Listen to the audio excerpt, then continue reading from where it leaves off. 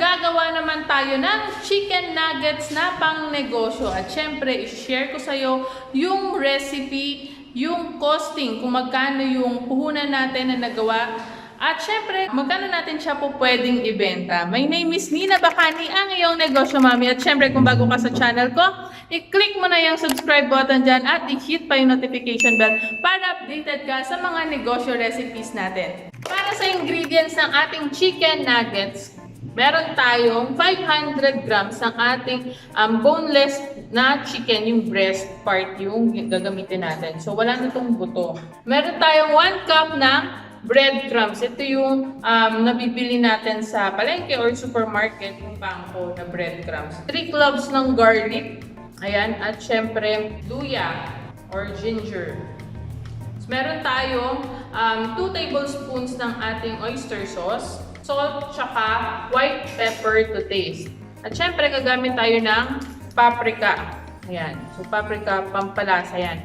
At kung saan ko nabili itong paprika na to, ang brand niya is McCormick. Meron to sa palengke, meron din po ito sa supermarket. Okay, paano naman sa ating breading?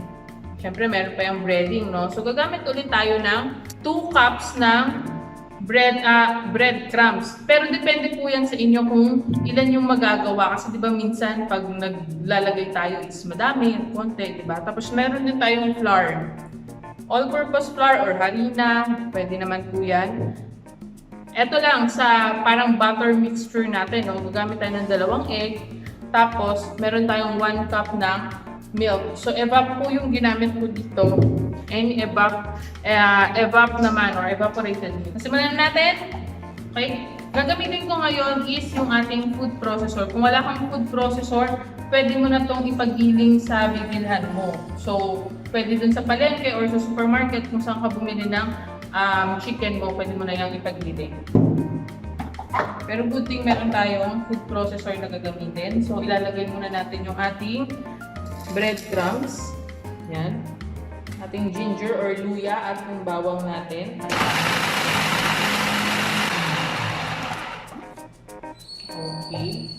Tapos, lalagay natin yung ating chicken.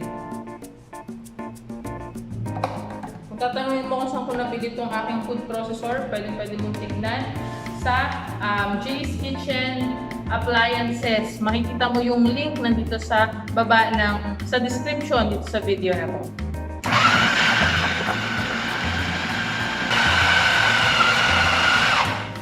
Okay, so lalagyan muna natin siya ng oyster sauce.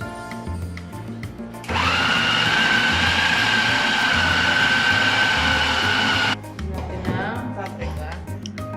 Tapos white pepper. Depende sa iyo kung gaano kadami. Pero ang recommended is at least 1/2 teaspoon.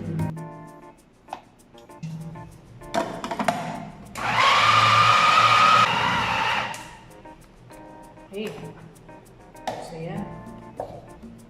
Sobrang fine na ng ating chicken nuggets at amoy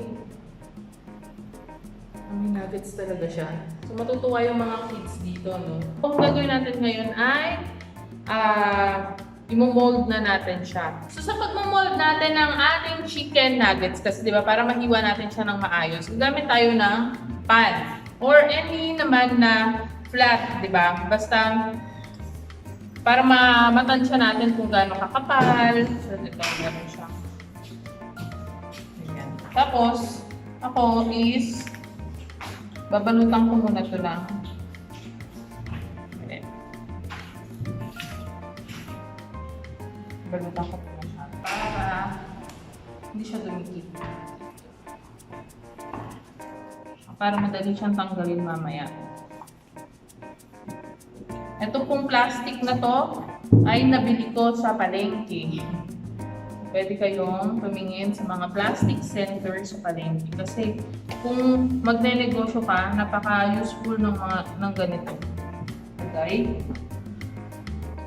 Ayan. At syempre, kung meron kang recipe na gusto mong ipagawa sa akin or gusto mong matutunan kung paano gawin at syempre yung costing, kung pwede ba siyang pang negosyo, pwede mo siyang i-comment at malay mo, ma-video natin siya soon. Kagaya nito, meron ding nag-comment ng chicken nuggets natin. So, yung gagawin natin ay i-form na natin siya dito sa ating lagyan.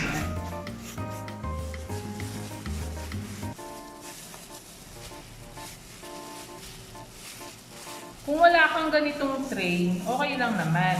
Kumuha ka na lang ng kahit anong pwede mo ma-form yung molder, di ba? Na medyo hindi ganoon kataas para hindi ganoon kakapal yung iyong nuggets. Kasi pag masyadong makapal, baka hindi maluto. Tsaka sayang masyadong mahal yung magiging costing. Babalot ulit natin siya or i-cover natin siya nitong ating plastic wrap.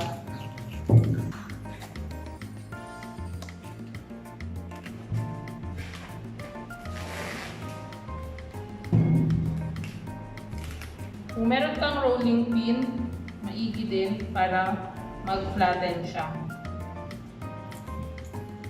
Kung wala, mano-mano na lang ulit. Flat mo lang siya.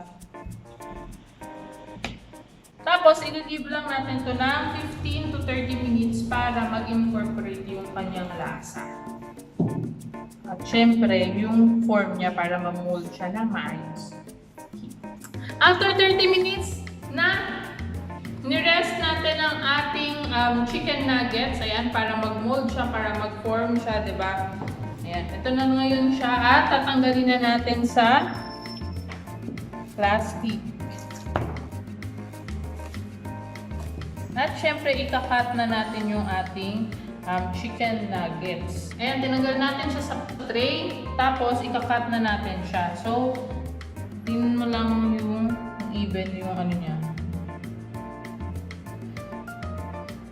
Ang maganda nga dito, kung meron kang molder ng mga letters, ganyan, numbers, pwede rin yun eh, kasi diba para sa mga kids. Meron ako eh, kaso masyadong maliliit. Pangit. Kaya hindi pwede. Huwag mo siya masyadong kakapalan dahil lalagyan pa natin siya ng breadings. Kasi pag nilagyan natin siya ng breadings, lalaki pa siya eh. So ngayon nahati na natin yung ating chicken nuggets. Gagawin naman natin yung pang breadings niya. So meron tayong milk kanina, no? Tapos egg. Crack natin yung 2 egg.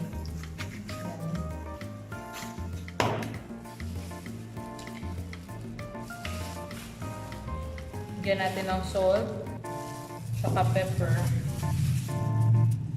So yung ginamit ko dito, white pepper na lang para hindi siya ganun na sobrang dark. Salutin mo siya.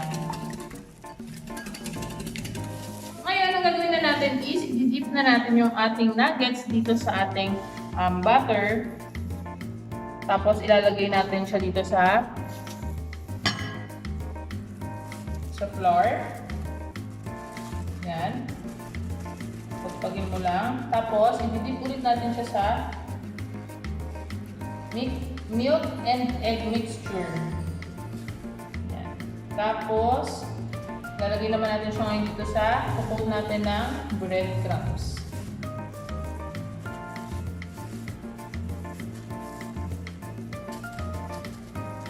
Tadaan! Meron na tayong chicken nuggets! Yan.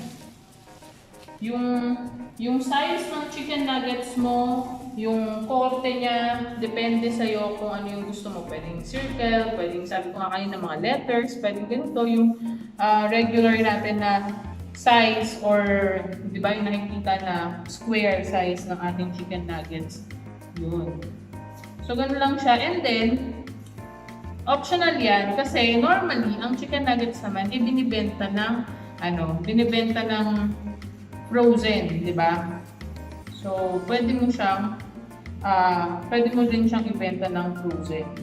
Ang kagandahan kasi dito is, wala siyang mga preservatives. Nakita nyo naman, di ba? Hindi siya commercial talaga, kundi homemade na, ang tawag nito, chicken nuggets ito. So, purong chicken. Yung procedure natin kanina, di ba? Nakagawa tayo ng 50 na chicken nuggets. nuggets. Ayan. So, meron tayong 15 na chicken nuggets. At syempre, ilalagay natin siya ngayon dito sa ating microwaveable tub na 500 ml. Ang kasya po dito ay hanggang 16 pieces. Kaya pwede kang gumawa na, kunyari, mag-set ka ng 16 pieces or 8 pieces, di ba? Pero, much better na yung 16 kasi kasya naman siya dun sa microwaveable tub. So, lagyan na natin.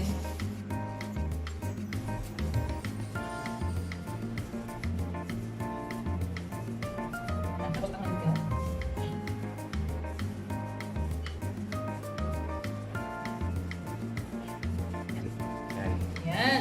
So, 16 yung nagawa natin dito sa isang tub natin. Tapos, meron tayong 3 tub na magagawa dito sa ating ginawang ingredient kanina. Para sa costing ng ating homemade chicken nuggets, ayan, nakagawa tayo ng 50 pieces ng chicken nuggets. At syempre, yung laman ng isang microwaveable tub ay 16 pieces. Ayan, so meron tayong sobrang dalawa. So, yun yung pinang-taste test na natin. Ayun. So, yung chicken nuggets natin, ang puhunan natin dyan, kasama yung ating microwaveable tub, ay 182 pesos and 20 centavos.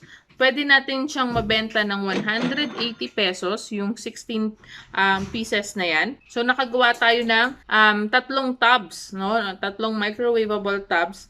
Times natin sa 180 pesos. Ang total niyan ay 540. Ayan. At syempre, i-less natin yung ating puhunan na 182 pesos and 20 centavos. Kaya naman, ang tubo natin ay 357 and 80 centavos. Ayan. Kung naging helpful sa itong video na to, give me a thumbs up. At syempre, mag-subscribe at i-hit yung notification bell para updated ka sa mga negosyo recipes natin. Ngayon may lalabas dito na video, ayan, panoorin mo pa para sa iba pang mga negosyo recipes natin.